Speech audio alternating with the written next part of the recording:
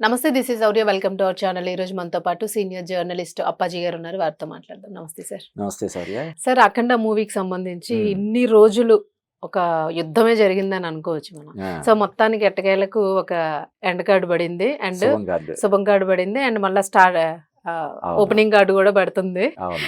So show రేపు ఈ టైంకి షోస్ బహుశా స్టార్ట్ అయిపోతుంది. సో దాని గురించి ప్రీమియర్స్. మళ్ళీ మనం వీడియో చేయాల్సి అవును. ఉంటుంది. అవును. మీరేం చెప్తారు సార్? అంటే దీని వెనుక ఎట్లాంటి కాంప్రమైజెస్, ఎట్లాంటి ఇది జరిగింది మూవీ రిలీజ్ కి?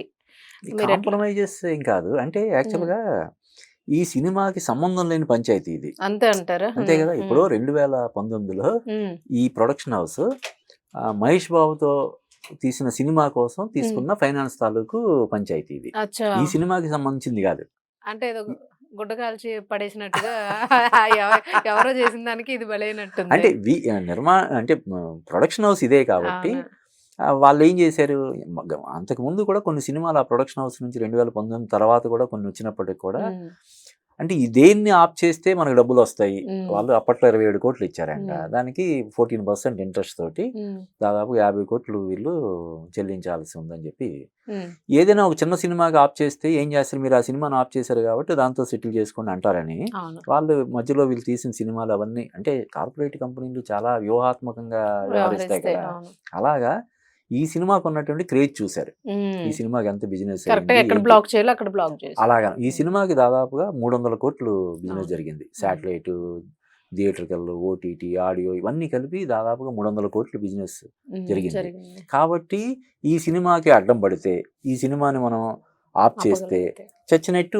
మనకి రావాల్సిన అమౌంట్ అది ఉమ్, వస్తుందని చెప్పి ఉమ్, వాళ్ళు అది కూడా మద్రాస్ హైకోర్టుకి వెళ్ళి అవును. అవును. స్టే తెచ్చుకొని ఇంకా 2-3 గంటల్లో విడుదల అనగా స్టే అది వచ్చింది. టూ మచ్ సార్ అదే నిజంగా. అదే అంటే దానికి ముందు వాదనలు అవి ముందు రోజంతానో లేదంటే ముందు రోజు జరిగి ఉంటాయి. ఉమ్, కానీ ఎవరికి తెలియదు. అవును. ఎందుకంటే ఎక్కడో చెన్నైలో అవడం వల్ల ఉమ్, ఓన్లీ నిర్మాతలకు మాత్రమే తెలిసి ఉంటుంది. లేకపోతే ఉమ్, నిర్మాతలకు కూడా వీళ్ళు ఈ హడావుళ్ళు ఉండి ఉంటారు. ఉమ్, మనం చెప్పాం కదా ఈ సినిమా కూడా ఆగమని, ఉమ్, ఈ సినిమా రిలీజ్ అయిపోయిన తర్వాత క్లియర్ చేస్తామని చెప్పాం కదా, ఉమ్. వాళ్ళు వింటారులే అని అనుకుని ఉండొచ్చు. అవును. అవును. కానీ వాళ్ళు ఏం చేశారు, కావాలని టైం చూసుకొని కరెక్ట్ టైం కొట్టారు. చూసుకొని ఉమ్, కొట్టారు.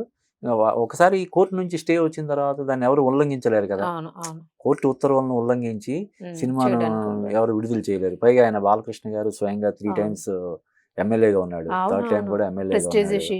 ఇష్యూ ఆయన కూడాను. ఎమ్మెల్యే కాకపోయినా కూడా ఎవరు ఒక ఉల్లంఘించడానికి పెద్ద లేదు. యాక్టర్ గా ప్రెస్టేజ్ ఇష్యూ లేదు. ఉల్లంఘించడానికి లేదు ఏదైనా. దాన్ని ఆ ఇష్యూ ఎప్పుడైతే ఒక ఇష్యూ వల్ల సినిమా ఆగుతుందో ఇక ఉమ్, మిగతా చిన్న చిన్నవన్నీ కూడా బయటకు వస్తాయి. అవును. ఇప్పుడు ఎలాగో మామూలుగా అయితే ఇక్కడ ఎవరైనా ఫైనాన్షియల్ ఒక 5 కోట్లు 10 కోట్లు ఇచ్చి ఉమ్, నాకు ఇస్తే గానీ క్లియర్ చేస్తే గానీ నేను ఆ సినిమాని విడుదల అవ్వనివ్వననే సాహసం ఎవరు చెయ్యరు అవును. జనరల్గా అవును. కదా. బాలకృష్ణ లాంటి పెద్ద హీరో ఉమ్, అటువంటి చేయరు. కానీ ఎప్పుడైతే ఒక కార్పొరేట్ సంస్థ కోర్టుకి వెళ్ళి ఆఫ్ చేసిందో మిగతా ఉమ్, వాళ్ళు కూడా సార్ మాకు కూడా పెండింగ్ ఉంది, మాకు కూడా పెండింగ్ ఉందని అలాగా దాదాపుగా ఒక 70-80 కోట్లు అవును. సంబంధించి అవును. దీన్ని ఇప్పుడు స్క్రీన్ ఇది మీద కనిపిస్తున్నది అంత అమౌంట్. అది వీళ్ళందరూ ఇప్పుడు ఉమ్, సురేష్ బాబు, దిల్ రాజు అవును. వీళ్ళందరూ రంగంలోకి దిగి దాన్ని సార్ట్ అవుట్ చేసి అవును. అది ఆ ఇష్యూ సార్ట్ అవుట్ చేయడం ఒక సమస్య అయితే అవును.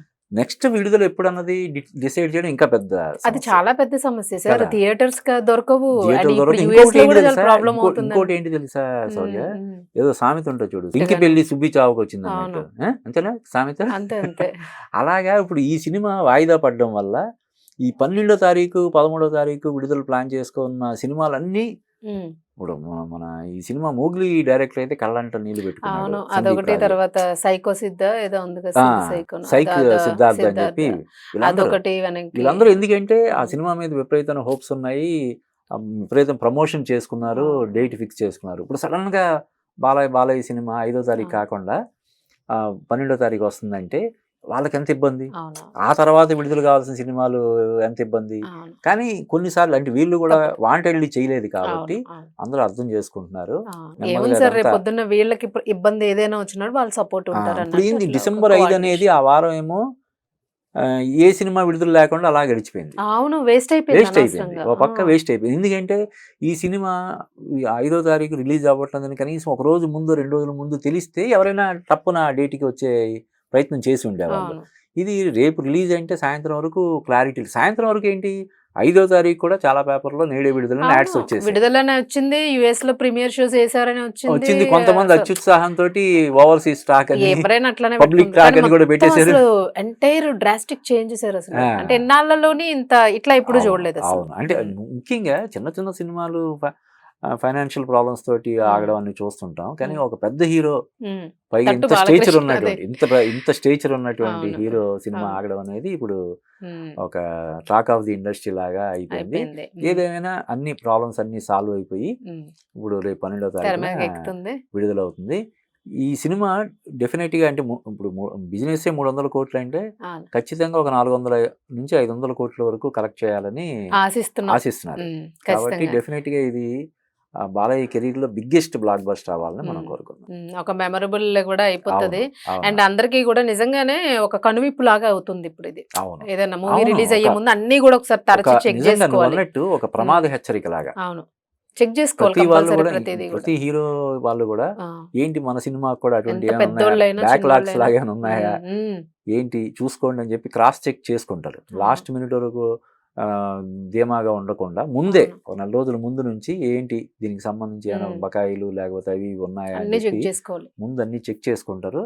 ఎందుకంటే సంక్రాంతికి వస్తున్న కొన్ని సినిమాల్లో ఒక సినిమా ఇలాగే అఖండ బాటలోనే ఆ సినిమా కూడా లాస్ట్ మినిట్ లో పోస్ట్ పోన్ అవ్వడం కానీ లేకపోతే మరొకటి కానీ అవుతుందా అనే ఊహాగానాలు కూడా షికారు చేస్తున్నాయి. కాబట్టి డెఫినెట్ గా ఇది ఒక కనువిప్పు లాంటిది. ఎందుకంటే అందరూ అన్ని వ్యవస్థలు ఇబ్బంది పడినాయి అక్కడ. అవును, థియేటర్లు టికెట్ కొనుక్కున్న వాళ్ళు, ఫ్యాన్స్, ప్రతి ఒక్కరు అన్ని వ్యవస్థలు ఇబ్బంది పడినాయి. సో ఇలాంటి సిచ్యువేషన్ రాకూడదు. అవును, అందరూ ఇబ్బంది. పైగా ఇంకోటి ఏంటంటే ఈ సినిమాలకి ఇప్పుడు దాదాపుగా ఒక 130 నుంచి 140 కోట్లు కట్టారు కదా ప్రొడ్యూసర్ కి.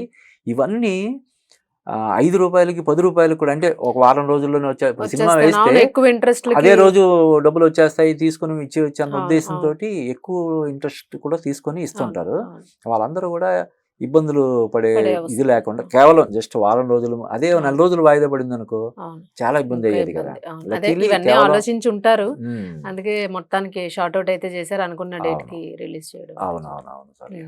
మొత్తం సినిమా హిట్ కొట్టాలని అయితే కోరుకోవాలి సార్, ఎందుకంటే బాలయ్య గారు అని కాదు ఇంత ఇబ్బందుల్లో రిలీజ్ అవుతుంది కాబట్టి. ఈ సినిమాకి విపరీతమైనటువంటి క్రేజ్ ఉండడం వల్లే ఇంత అడ్డంకి వచ్చినా కూడా విడుదలవుతుంది, లేకపోతే ఆగిపోద్ది. ఎగ్జాక్ట్లీ కదా, ఆ క్రేజ్ లేకపోతే సినిమా చాలా బాగా వచ్చిందనే ఒక పాజిటివ్ టాక్ ఇండస్ట్రీలో లేకపోతే అది ఆగిపోయింది అది. కాబట్టి ఇప్పుడు విడుదలవుతుందంటే అంతకంటే ఎక్కువ బడ్జెట్ తోటి ఉరుములు పిడుగులు మెరుపులు వచ్చిన తర్వాత వర్షం నిదానంగా కురుస్తుంది చూడండి, అట్లా ఉంటుంది. ఇది ఒక సునామీ లాగా ఒక పెద్ద తర్వాత అలా శాంతంగా ఇది అవుతుంది. డెఫినెట్ గా అంటే 2025కి ఒక గొప్ప ఫినిషింగ్ టచ్ ఇస్తుందనే అంచనాలు అయితే బలంగా ఉన్నాయి. అవి నిజం అవ్వాలని మనం కోరుకుంటాం. తప్పకుండా సార్. Thank you sir.